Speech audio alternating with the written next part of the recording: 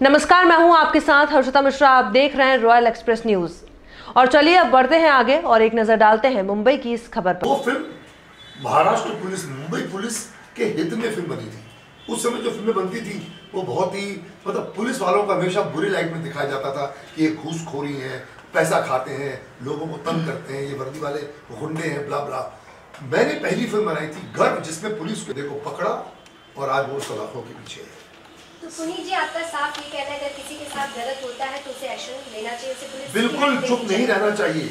यही हमको यही से हम क्या होता है कि नहीं यार पुलिस के पास कौन जाएगा, कौन नहीं जाना चाहिए।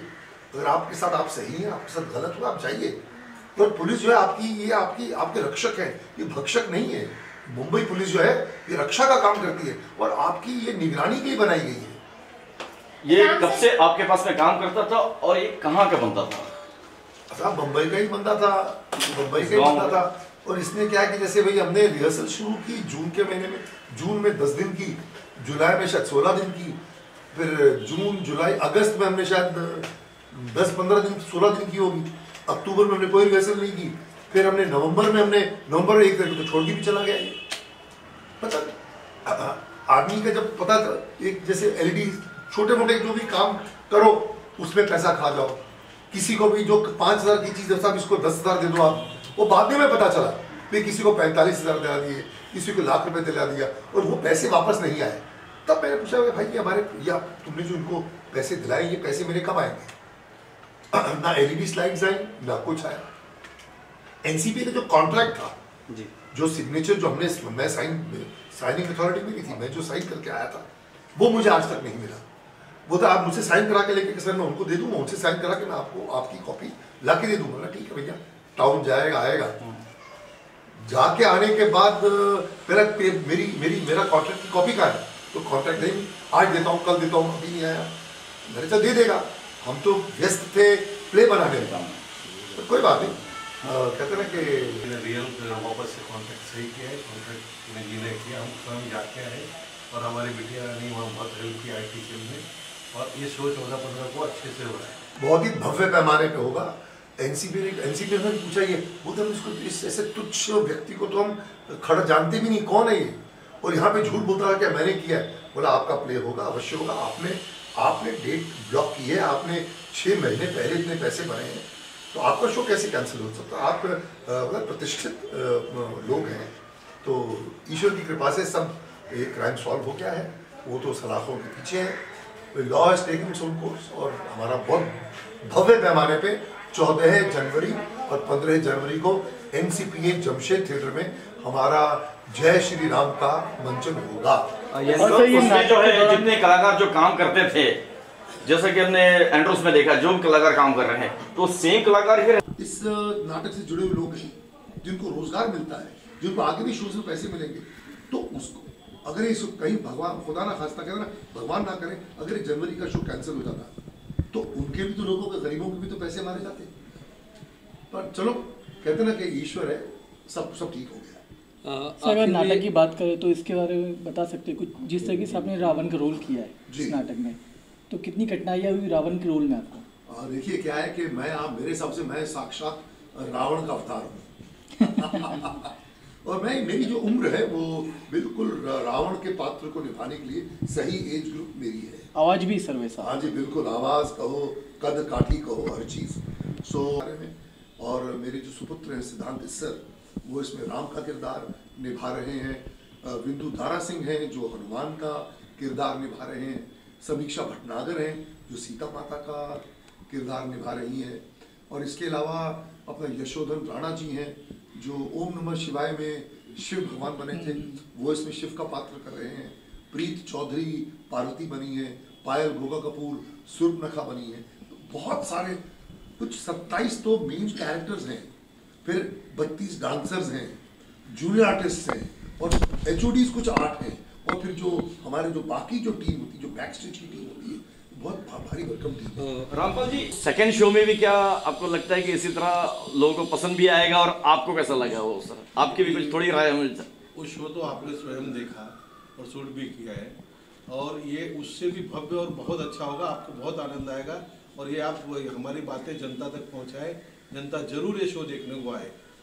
पुनीत सर, जिस तरह से ये शो को काफी अच्छा रिस्पांस मिला और लोगों को बहुत अच्छा लगा जो हमने वहाँ पे पब्लिक के ओपिनियन लिए हैं, तो इस बार जो शो होने वाला है हर कोई उसे देख पाए, कितनी तैयारी है, कितने लोगों के लिए ये हॉल होगा और किस तरह से उसकी बुकिंग लोग कर पाएंगे? अभी देखिए, ये तो क्या है, एनसीपी जो है इट विल बी, वो 9 तारीख को वो लोग ओपन करेंगे टिकट्स, पहले अपने मेंबर्स के लिए करेंगे, उसके बाद वो बुक माई शो पे 12 तारीख से हमारा आ जाएगा और उस पर हम भी प्रेस में एड्स देंगे, उनके टिकटिंग उनका काउंटर होगा एनसीपी में, तो जो भी लोग जाना उसको बुक करना चाहते हैं टिकट्स जल्द से जल्द बुक करें, बिकॉज ये तो इतनी श्योर हाउसफुल होने ही वाला है। Thank you sir. दूसरा लेना है वो बताई गई है और एक प्रोपेगेंडा बताया गया है, क्या कहना चाहेंगे आप? बहुत ही एक आपत्तिजनक बयान था नडाव लैपेट का, जो जूरी के हेड थे एक, और ख़ास करके जब वो खुद एक ज्यू हैं, वो खुद एक इजरायली हैं, और इजराइल के जो जूज़ हैं उनके साथ वर्ल्ड वॉर में 6 लाख ज्यूज़ को उनके साथ हॉलोकॉस्ट हुआ, उनको मारा गया, उनका नरसंहार किया गया। आप तो वाकिफ़ हैं कि आपके ज्यूज़ के साथ क्या नरसंहार हुआ, कैसे जुल्म हुआ, और आप जो कश्मीरी हिंदुओं के साथ जो नरसंहार किया गया, भाई हर भारतीय के लिए वो जो नरसंहार है कश्मीरियों का, वो वैसे ही है जैसे ज्यूज़ के लिए जो वर्ल्ड वॉर में हुआ था। और उस ऐसी फिल्म को आप देख के कह सकते हैं साहब मुझे फिल्म अच्छी नहीं लगी, आपका व्यक्तिगत विचार है, हम उसकी इज्जत करेंगे, पर आप कहें कि साहब ये फिल्म वल्गर है, ये प्रोपेगेंडा है, ये बहुत, दैट इज़ वो जो गलत बयान था वो। बिकॉज देखिए क्या है कि हमारे देश में ना ये एक इंटरनेशनल कबाल है, कबाल जो डेंजरस कबाल है, जो कितने वर्षों से जो एक ही सिंक में काम कर रहा है। क्या काम कर रहा है कि हिंदुओं को बदनाम किया जाए। ये आप सोचिए कि आप कैसे कर सकते हैं। जिस फिल्म ने 400 करोड़ रुपया 2022 में कमाया, क्रिटिक्स ने उसको अच्छी रेटिंग्स दी हैं, आप उसको फिल्म फेयर में उसको बुलाते तक नहीं है। अवार्ड देना तो दूर, आपने उसको आमंत्रित भी नहीं किया। तो ये ज़रूर लगता है कि लोग जले हुए हैं कि भाई एक इंडिपेंडेंट फिल्म मेकर ने जब सच बोलने की कोशिश की, विवेक अग्निहोत्री ने एक सच को सामने लाने की कोशिश की, तो आप उसको नज़रअंदाज करना चाहते कि नहीं साहब ये तो प्रोपेगेंडा है। प्रोपेगेंडा नहीं है, अगर ऐसा तो गवर्नमेंट स्पॉन्सर्ड है। अरे भाई मोदी नाम की फिल्म भी बनी थी, वो चली नहीं चली, बट कश्मीर फाइल्स हिट हुई क्योंकि फिल्म में ताकत थी, फिल्म के सब्जेक्ट में ताकत थी, तब चली है। और आप देखिए बाद में अब बयान उसका पलट भी गया कि मुझे ज्यूरी ने कहा था बोलने के लिए।